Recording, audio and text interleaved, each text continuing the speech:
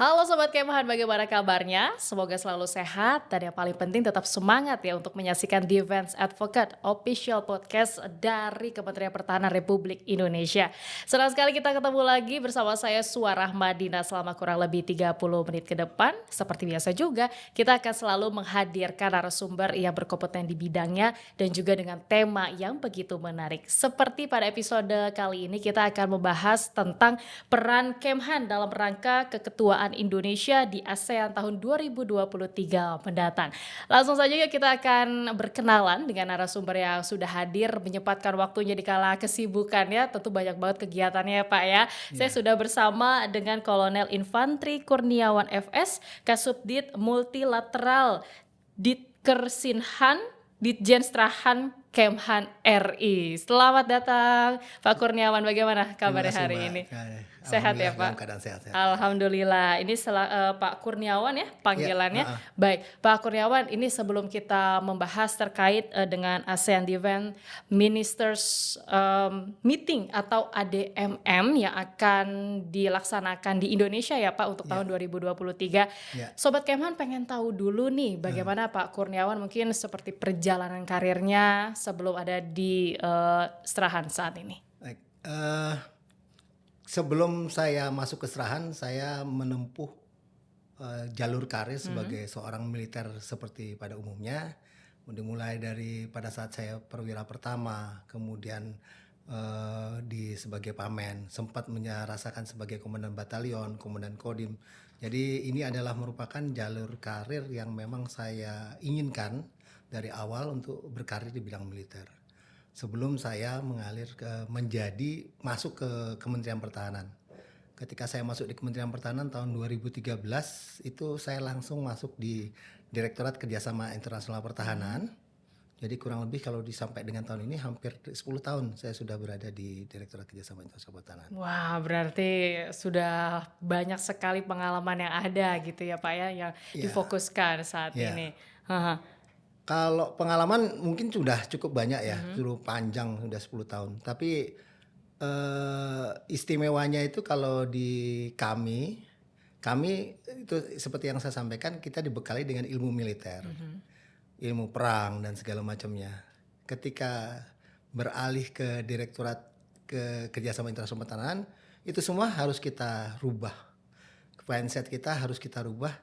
Kalau kita Direktorat Kerjasama Internasional itu bagaikan diplomat tetapi militer, jadi diplomat militer. Jadi kita mulai belajar bagaimana bernegosiasi, bagaimana kita berhubungan dengan banyak warga asing dan segala macamnya.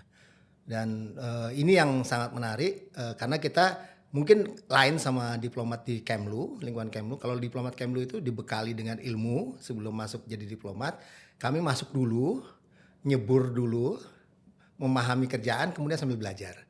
Tapi kebetulan ya banyak guru yang senior-senior yang waktu itu ada di saya mengajarkan saya banyak ilmu tentang ini.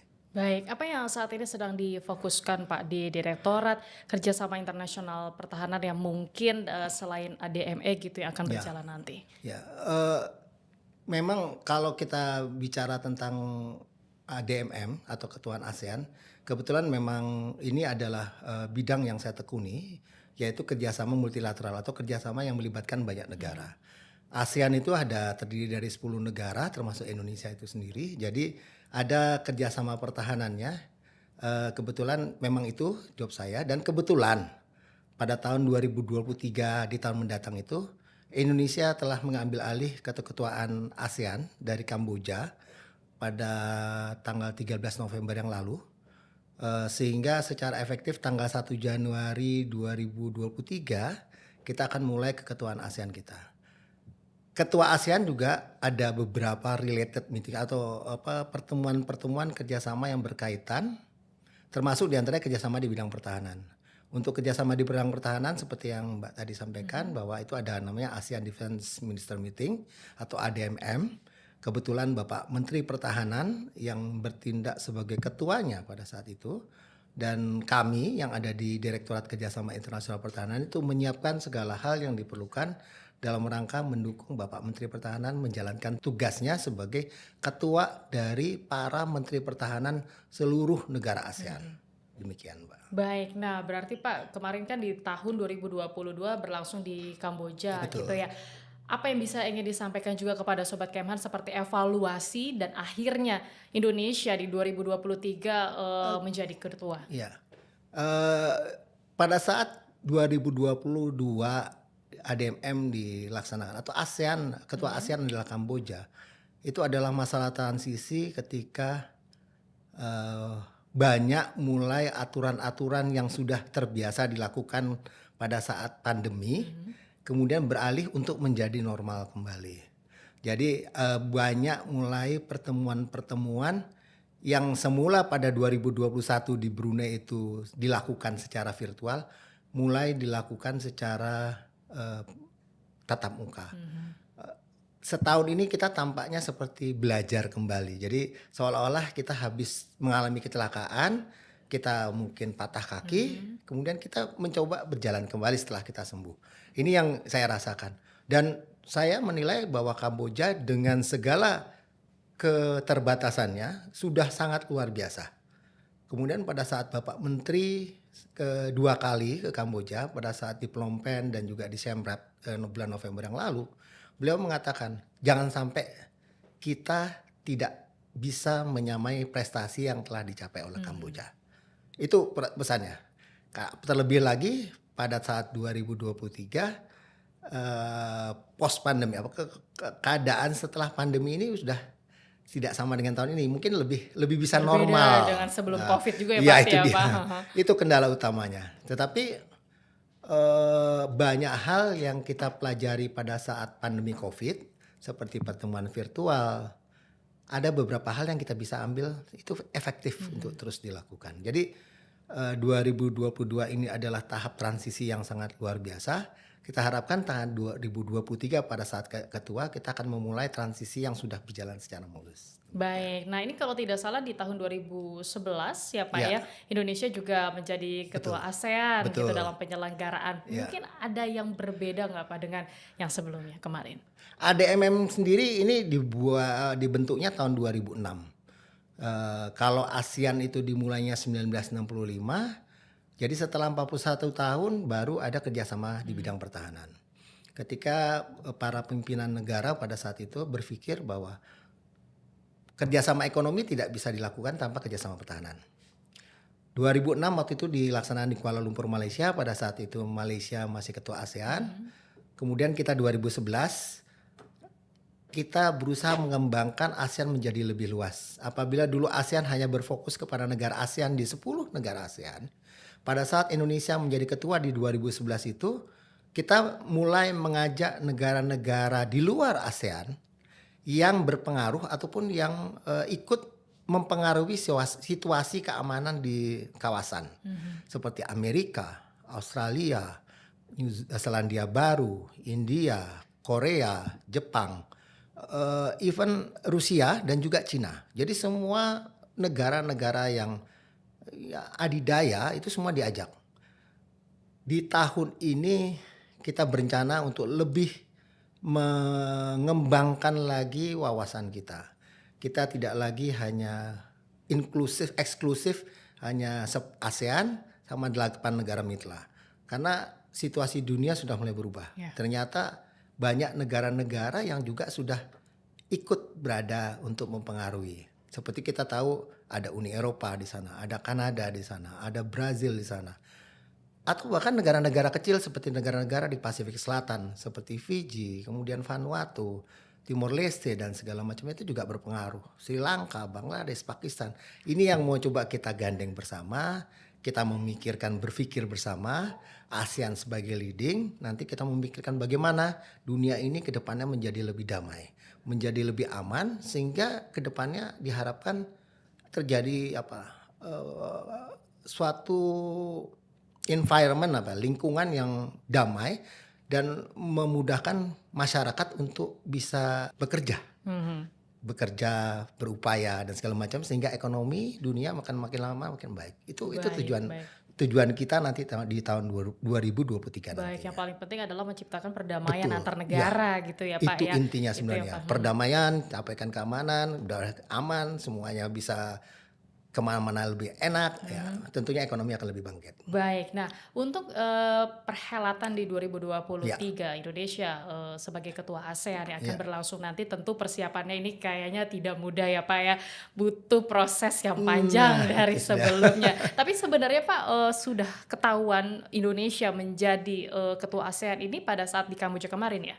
Atau memang sebelumnya sudah ada tahu rollingan itu? Ya, rollingan ini sebenarnya diurutkan sampai kayak semacam alphabetical order dalam bahasa Inggris. Jadi ketika 2021 Brunei menjadi ketua, tentunya habis itu C Kamboja dan setelah itu Indonesia. Tetapi kita terus diwaspadai adanya pada saat kita 2011 itu kita mengambil alih keketuaan yang mestinya Brunei. Apa yang menjadi alasan saat itu Pak?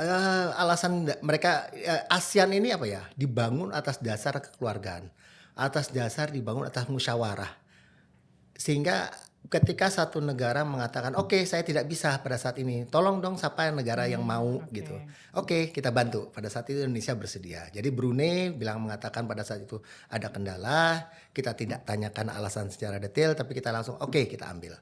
Tetapi pada saat 2021 ini Brunei siap, Kamboja siap, tentunya Indonesia akan siap.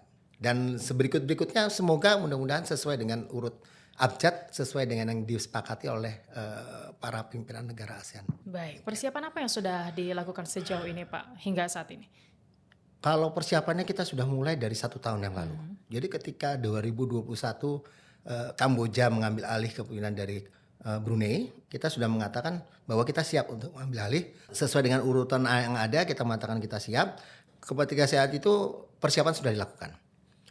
Persiapannya tidak saja secara administrasi, tetapi juga secara substansi. Kita tidak mau perhelatan itu hanya lancar secara administrasi, secara upacaranya, secara protokolnya mantap, bagus, Tujuannya luar nih biasa, harus sampai. tetapi substansi yang dicapai itu yang tidak tercapai. Dan ternyata substansi itu yang agak lebih sulit dicapai, disiapkan dibandingkan administrasi.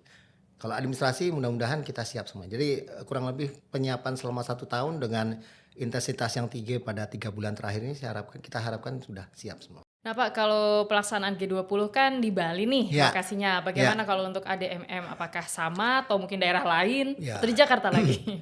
Seperti yang saya sampaikan pada awalnya, kita nyiapkan sudah cukup lama. Perencanaan awal itu kita dapat arahan dari Kementerian Luar Negeri bahwa diupayakan pertemuan ini dilaksanakan secara tatap muka. Itu yang pertama, stretching pertama. Stretching kedua kalau bisa dilaksanakan di seantero Indonesia untuk yang kemudian untuk mengenalkan Indonesia kepada orang luar. Kita sudah merencanakan itu sebelumnya, tetapi dengan berjalannya waktu ternyata harus diadakan penyesuaian. Pada akhirnya kita terpaksa menarik semua kembali ke Jakarta, kecuali ada 2 event besar yang kita laksanakan di luar. Yang pertama kegiatan retreat yang akan dilaksanakan pada bulan November di Bali. Dan yang kedua ada kegiatan latihan sebagai kegiatan latihan puncak tentang terkait kebencanaan. Itu kita laksanakan di Jogja pada bulan Oktober. Yang satu lagi pada saat kita ketua, kita melaksanakan kegiatan di Dili, Timor Leste. Kenapa kita melaksanakan di Dili? Ini hanya semata-mata bahwa kita akan kita selama ini memposisikan diri kita sebagai big brother dari Timor Leste. Dan 2022 ini pada saat KTT ASEAN sudah disampaikan Timor Leste secara prinsipal keanggotaannya sudah bisa diterima di ASEAN. Tetapi mereka belum jadi anggota ASEAN, mereka masih harus memenuhi beberapa kriteria. Nah, Indonesia berupaya memberikan arahan kepada Timor Leste bahwa hal inilah yang harus dipersiapkan untuk mereka benar-benar siap untuk menjadi anggota ASEAN nantinya. Kegiatan yang dilakukan di Timor Leste itu melibatkan 27 negara. 27 negara ditambah ASEAN Sekretariat. Suatu event yang sangat besar. Mungkin yang pertama kali dilakukan oleh Timor Leste. Jadi kita berusaha, oke, ini latihannya. Jadi kita mengajarkan mereka, ini loh yang harus mereka tempuh. Selain ada beberapa kegiatan lainnya dalam rangka kita mentoring Timor Leste. Baik, ternyata memang kegiatannya juga sudah terkonsepkan ya sejauh ini ya. Sudah cukup terkonsepkan. Hanya memang ada beberapa yang terpaksa kita Mungkin harus ada sesuaikan. pengubah gitu ya, Iya, harus betul diubah sekali. seperti itu Iya. sesuai dengan kondisinya juga Betul, ya Pak. betul. Baik, nah lalu Pak Kurniawan ini ada yang menarik terkait dengan temanya itu Iya. Peace, Prosperity and Security. Iya. Apa yang mungkin menjadi alasan ataupun arti dari tema itu, ataukah ini juga diusung dari kerjasama Presiden Joko Widodo Iya. dengan Pak Iya. Menhan juga atau seperti apa? Kita memilih bukan kami, tentunya Bapak Menhan menetapkan, kami mengusulkan kepada beliau.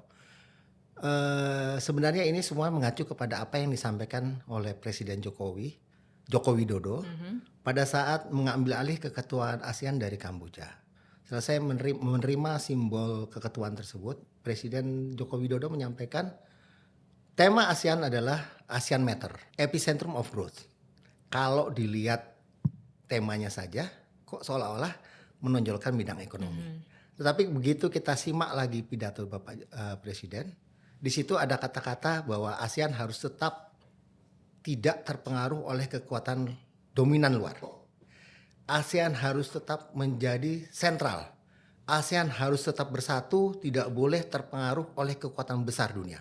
Ini semuanya terkait dengan defense, terkait dengan pertahanan. Inilah yang kemudian diajukan oleh Bapak Menhan kita, bahwa yang awal untuk menjadi ekonomi sebelum growth ini, sebelum maju itu harus damai dulu.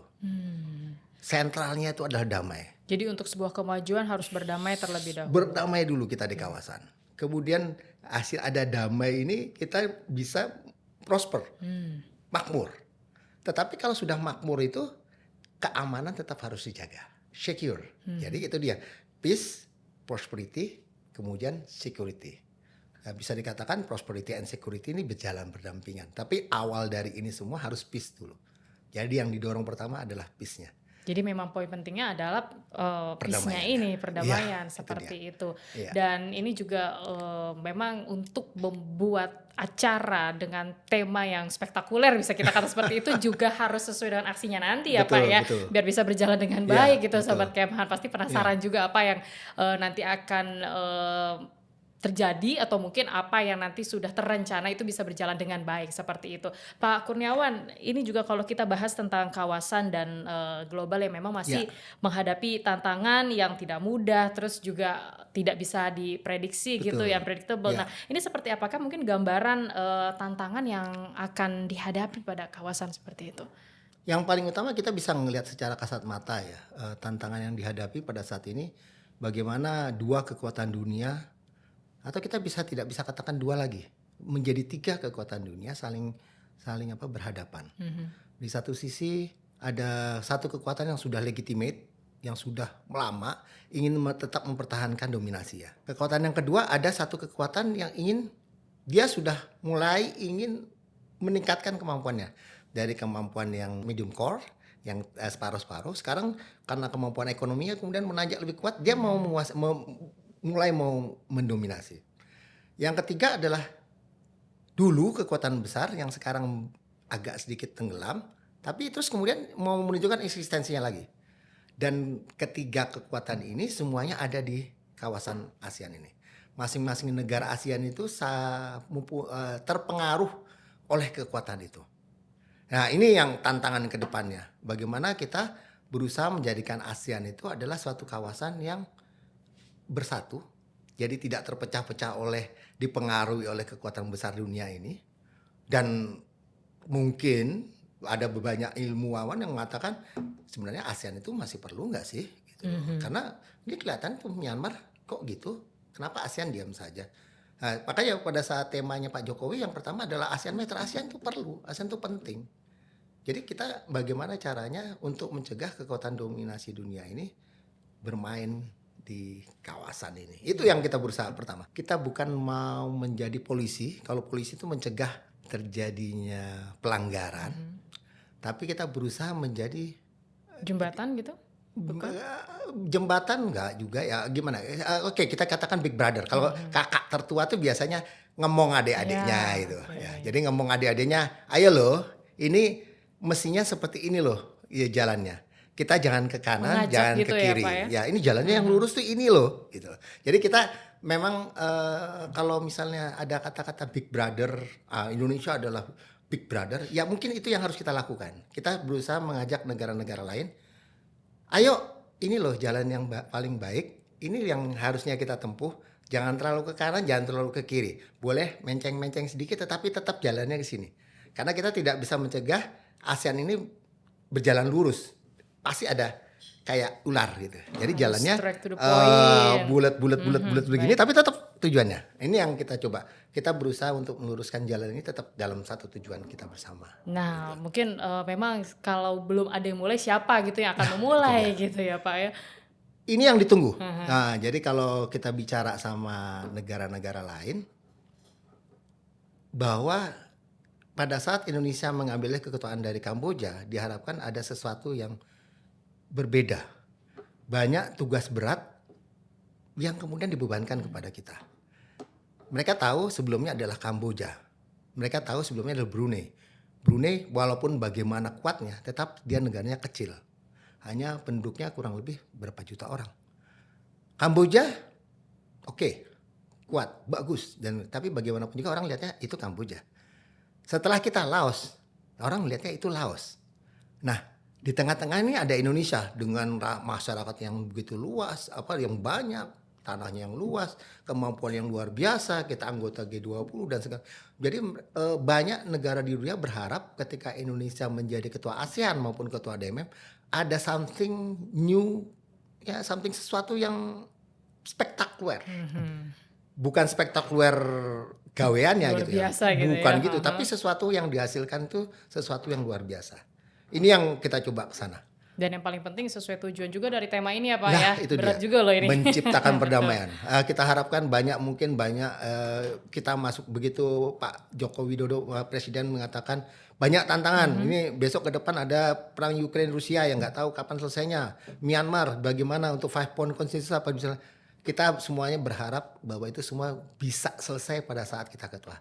Itu harapan. Tapi Baik. tentunya kadang-kadang harapan kan tidak bisa tercapai. Iya, yang penting setidaknya sudah ada rencana dan konsepnya seperti itu. Semoga. Pak Kurniawan, ini juga kalau bahas tentang keketuaan ADMM 2023 ini kan will address those challenges ya, seperti apakah mungkin prioritasnya ya yang nantinya juga akan berjalan di 2023? Prioritas pertamanya adalah menjadikan ASEAN itu bersatu dan menjadi sentral pusat perkembangan dari kawasan.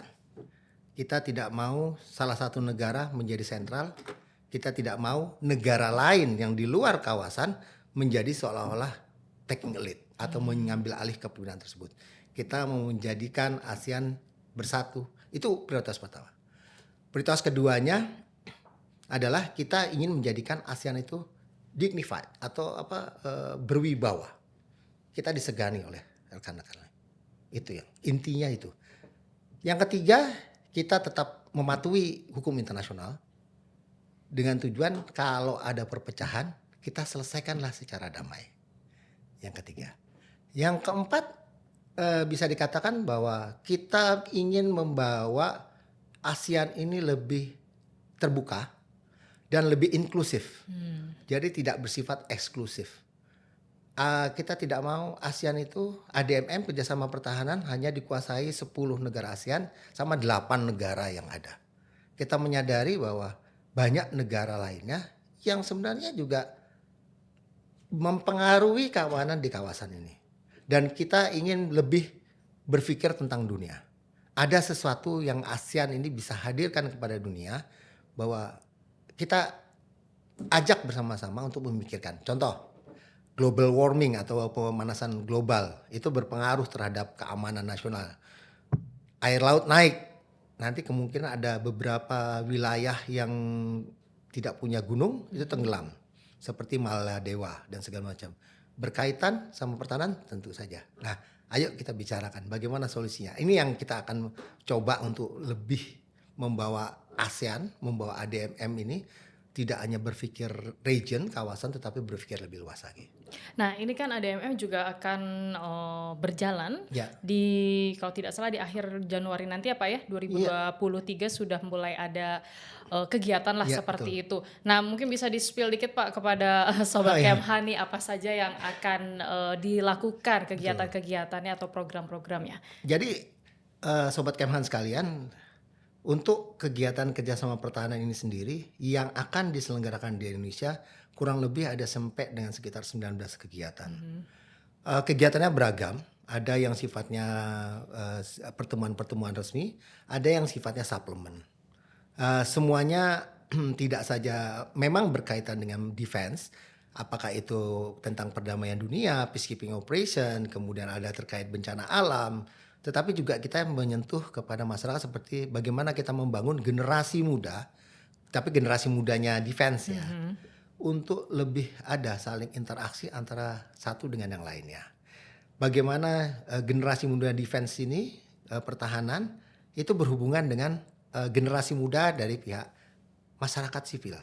Kita coba kawinkan ini, kita coba gabungkan ini. Kita Indonesia militernya terkenal dengan teritorialnya, bagaimana kedekatan kita dengan rakyat.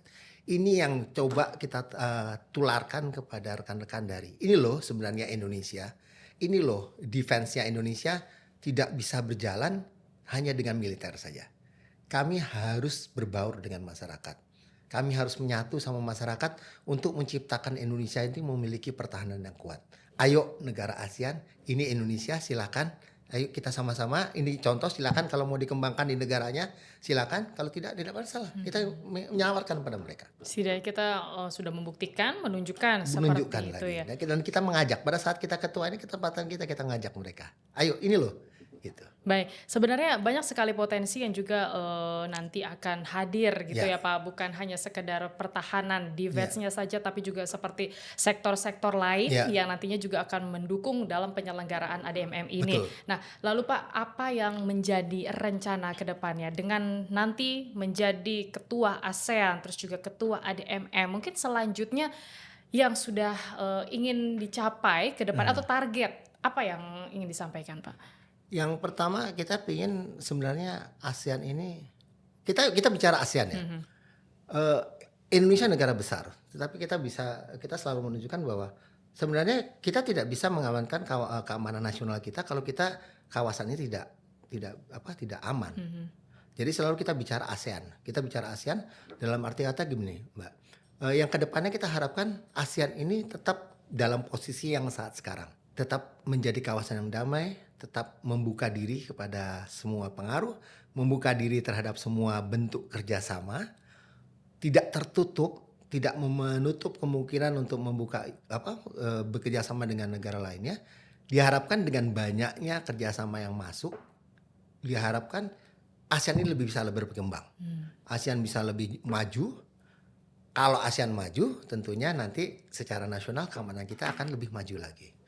Saling berhubungan, nggak bisa dilepaskan. Oke, kita Indonesia nggak usah mikirkan ASEAN, nggak bisa seperti itu. Kita harus saling mendukung. Demikian. ASEAN ini masih ada kok, masih berjalan Masih seperti berjalan, itu ya itu Pak. dia. Oke, Pak Kurniawan mungkin Ah, harapan untuk ke depan dalam penyelenggaraan atau menciptakan perdamaian dunia ya, khususnya negara-negara ASEAN yang nantinya juga akan terlaksana, Indonesia menjadi ketua ASEAN gitu dalam penyelenggaraan ADMM ini, dan juga yang paling penting adalah apa yang disampaikan untuk dukungan masyarakat agar bisa juga kerjasama nih Pak. Ini kan ada negara-negara ASEAN yang juga akan hadir, apalagi kalau misalnya terfokuskan di Jakarta, tentu kemacetan atau ya, menghindari itu, terus juga masyarakat penduduk Jakarta ini kan lumayan banyak seperti ya. itu. Apa yang disampaikan agar mereka juga bisa kerjasama Pak dengan penyelenggaraannya bisa lebih baik ke depan?